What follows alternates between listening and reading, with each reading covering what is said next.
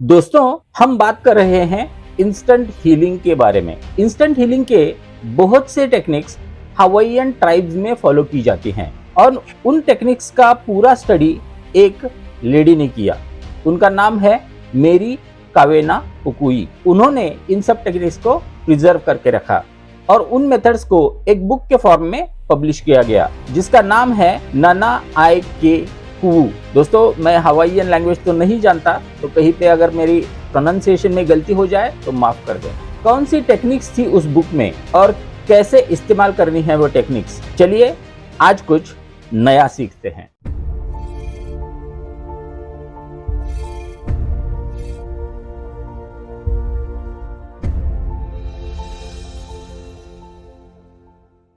नमस्कार दोस्तों, quantum mind के एपिसोड नंबर 62 में मैं डॉक्टर दयानंद देवमोरे आप सबका स्वागत करता हूं। आज हम एक ऐसी टेक्निक के बारे में बात करने वाले हैं जो आज तक आपने कभी भी नहीं सुनी होगी। तो उससे पहले इसका बैकग्राउंड जान लेते हैं। तो एक मेथड उस बुक में जो बताई गई है, उस मेथड के अनुसार कोई भी ट्राइब में अगर कोई क्राइम करता है तो सब लोग एक जगह इकट्ठे हो जाते हैं। वहां पे जो लीडर होते हैं वो सभी को रूल्स समझाते हैं।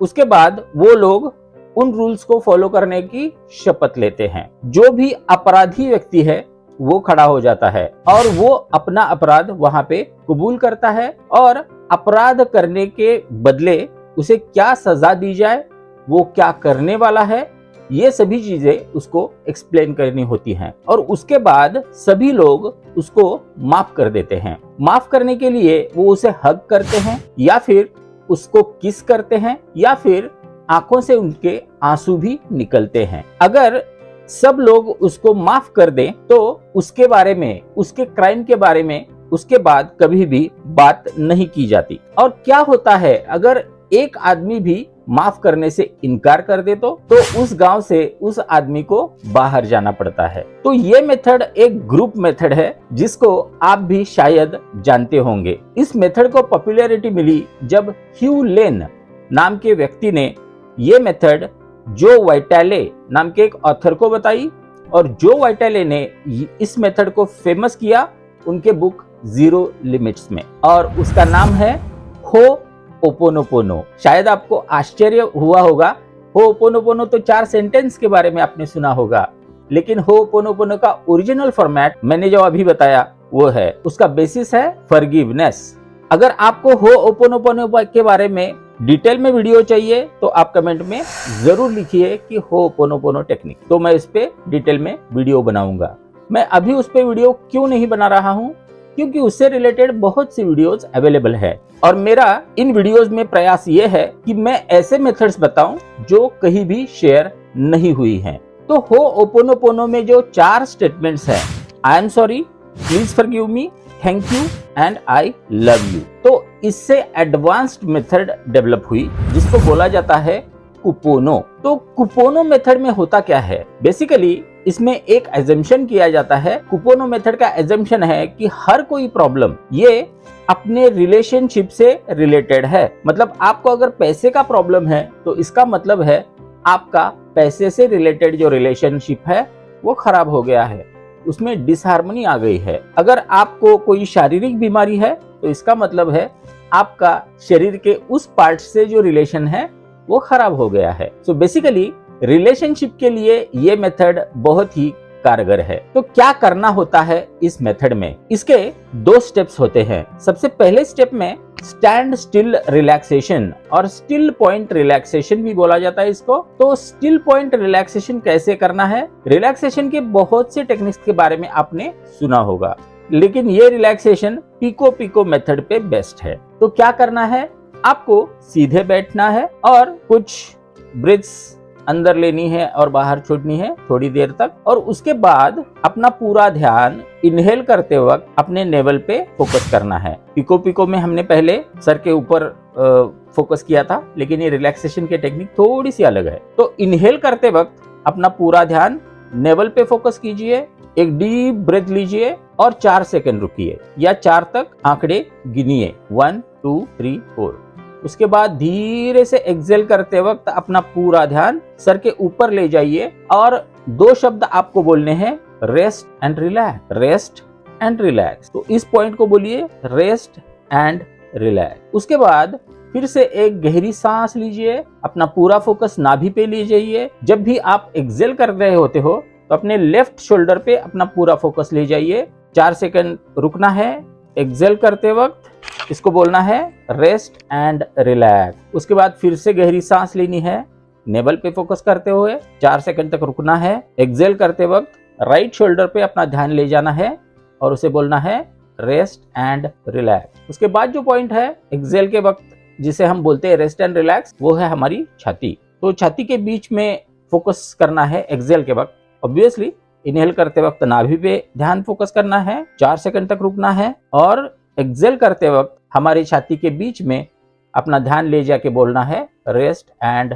रिलैक्स। उसके बाद लेफ्ट हिप पे अपना फोकस ले जाना है। तो इनहेल नेवल एरिया 4 सेकंड रुकना है, एक्सेल करते वक्त left hip rest and relax, then right hip rest and relax, then tailbone. Inhale करते वक्त नाभि 4 सेकंड रुकना है और एक्सेल करते वक्त टेल बोन पे रेस्ट एंड रिलैक्स। तो पूरी बॉडी आपकी रिलैक्स हो जाएगी। और फाइनल स्टेप यह है कि नाभि से ही सांस लेनी है, 4 सेकंड तक रुकना है और एक्सेल करते वक्त नाभि पे ही ध्यान केंद्रित करना है। तो ये हो गया फाइनल स्टेप। तो हम उसी पॉइंट पे आते हैं जहां से हमने स्टार्ट किया था। तो ये टोटल रिलैक्सेशन की टेक्निक सबसे पहले स्टेप में आती है।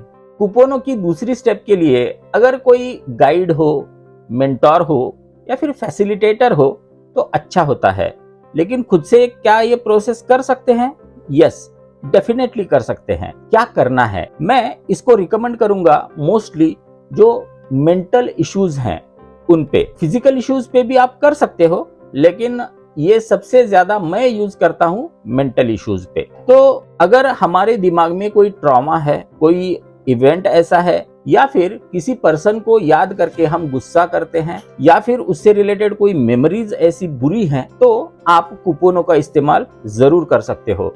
जैसे ही वो इमोशन रिलीज हो जाएगा वैसे ही प्रॉब्लम्स भी क्योर होना स्टार्ट हो जाते हैं, क्योंकि हर एक फिजिकल प्रॉब्लम के पीछे एक इमोशनल फोर्स होता है। तो उस इमोशनल फोर्स को हमें हटाना है। तो हम एक एग्जांपल लेते हैं। ये कल्पना कीजिए कि एक आदमी ने आपके पैसे नहीं दिए हैं। तो आपको क्या करना है? सबसे पहली स्टेप में रिलैक्स करना है और उस आदमी के बारे में सोचना है जिसने आपके पैसे नहीं दिए हैं। शायद उसके लिए आपके मन में गुस्सा आएगा या फिर इरिटेट होंगे आप। कुछ तो एनर्जी आपके बॉडी में पैदा होगी। बॉडी 2 तरीके से रिस्पॉन्ड करती है, एक तो अच्छी फीलिंग से या अच्छी एनर्जी से, या बुरी फीलिंग से। तो मोस्टली जो बुरी मेमोरीज हैं उनके लिए जो इमोशन पैदा होगा वो, और या फिर जो एनर्जी पैदा होगी वो नेगेटिव होगी, हमें इरिटेटिंग ही होगी। तो उस पर्सन के बारे में सोचने से आपके बदन में कुछ तो बायो फीडबैक आता है। इसको बोला जाता है बायो फीडबैक। तो बायो फीडबैक को आप देखिए कि कहाँ पे वो आपको फील हो रहा है। शायद उससे रिलेटेड जो गुस्सा है आपको छाती में फील हो रहा होगा या फिर पेट में फील हो रहा होगा। तो वहां पे जाइए, जो डिस्कम्फर्ट वहां पे है उसको बोलिए रेस्ट एंड रिलैक्स। वहां पे पूरी तरह से रिलैक्सेशन फील कराइए, अपने बॉडी को रिलैक्स कर दीजिए वो पार्ट जहां पे आपको वो एनर्जी फील हुई थी। बाद में फिर से उस आदमी के बारे में सोचिए। फिर से आपको इरिटेशन महसूस हुआ, शायद वो शरीर के दूसरे पार्ट में होता है। तो वो दूसरे पार्ट में जाइए जहां पे वो इरिटेटिंग फीलिंग आ रहा है या फिर कुछ दबाव सा आ रहा है, और वहां पे जाके बोलिए रेस्ट एंड रिलैक्स। तो ये एनर्जी शिफ्ट होती रहती है। अगर आपको इमोशनल फ्रीडम टेक्निक्स जिसे कि टैपिंग और EFT बोला जाता है, उसमें भी चेजिंग द एनर्जी नाम की टेक्निक है। वो यही चीज करती है, सिर्फ उसमें कुछ पॉइंट्स टैप करने होते हैं। उसके बारे में फिर हम कभी बात करेंगे, लेकिन ये भी चेजिंग द एनर्जी है। एनर्जी शिफ्ट होते रहेगी और फाइनली एक ऐसा क्षण आएगा कि जिस वक्त आपको वो एनर्जी महसूस होना बंद हो जाएगी, और उस वक्त उस पर्सन, ये लूप में हमें प्रोसेस करनी है। वो इवेंट को इमेजिन करना है, बॉडी को स्कैन करना है और रेस्ट एंड रिलैक्स बोल के उसको जहां पे भी वो फीलिंग हमें महसूस हो उस पार्ट को रिलैक्स करना है। जब आप उस आदमी के बारे में जो भी नेगेटिव फीलिंग्स आपके अंदर है उसको निकाल देते हो, आपको लाइफ में भी फर्क दिखाई देना स्टार्ट हो जाएगा। जो आदमी आपके पैसे देना बाकी है वो आदमी आपके पैसे लौटा देगा। ये आप करके देखिए, जरूर करके देखिए।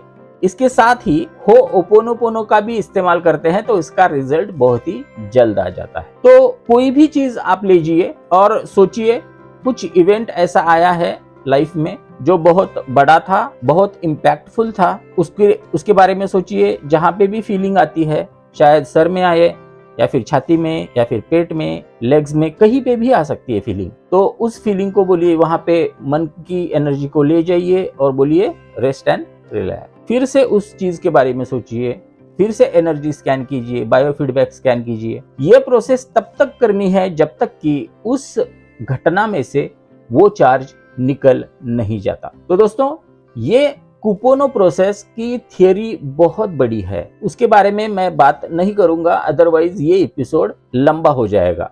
लेकिन उसका क्रक्स यही है कि उस एनर्जी को रिलैक्स करना, रेस्ट करना, अपने शरीर का जो रिस्पॉन्स है उस घटना से रिलेटेड, उस रिस्पॉन्स को नलीफाई करना, उसको डिस्चार्ज कर देना। फिर से उस घटना के बारे में आप सोचते हो तो उसके बारे में कुछ भी फीलिंग नहीं आनी चाहिए। तो आप अगर ये अचीव कर लेते हो तो आपके लाइफ में एक बहुत बड़ा चेंज आप देखोगे। आपकी इच्छाएं, जो इच्छाएं उस इमोशन की वजह से रुकी हुई थी, वो इच्छाएं पूरी होने लगेंगी या प्रॉब्लम्स सॉल्व होना स्टार्ट हो जाएगा। तो दोस्तों, आज की कुपोनो मेथड आपको कैसी लगी? आप इस मेथड को किस चीज के लिए इस्तेमाल करने वाले हो? कमेंट में मुझे जरूर बताइए। अगर ये मेथड आपको पहले पता नहीं थी तो उसके बारे में भी कमेंट में जरूर मेंशन कीजिए। तो दोस्तों, अभी तक आपने मेरा चैनल सब्सक्राइब नहीं किया है तो चैनल को सब्सक्राइब जरूर कीजिए। अगर आपको लगता है कि ये वीडियो किसी के काम आ सकता है तो उस व्यक्ति तक ये वीडियो जरूर पहुंचाइए। अगर पसंद आया है तो लाइक कीजिए और भर भर के कमेंट्स कीजिए। तो दोस्तों, आज के लिए इतना ही। फिर मिलते हैं नेक्स्ट एपिसोड में, जिसमें हम बात करेंगे ऐसी 3 टेक्निक्स के बारे में जो आज तक किसी भी लॉ ऑफ अट्रैक्शन ट्रेनर ने आपको नहीं बताई हैं और जिसका इस्तेमाल करके आप अपने सबकॉन्शियस माइंड को बहुत ही जल्द चेंज कर सकते हो। तो क्या है वो टेक्निक्स, देखते हैं नेक्स्ट एपिसोड में। तब तक के लिए धन्यवाद।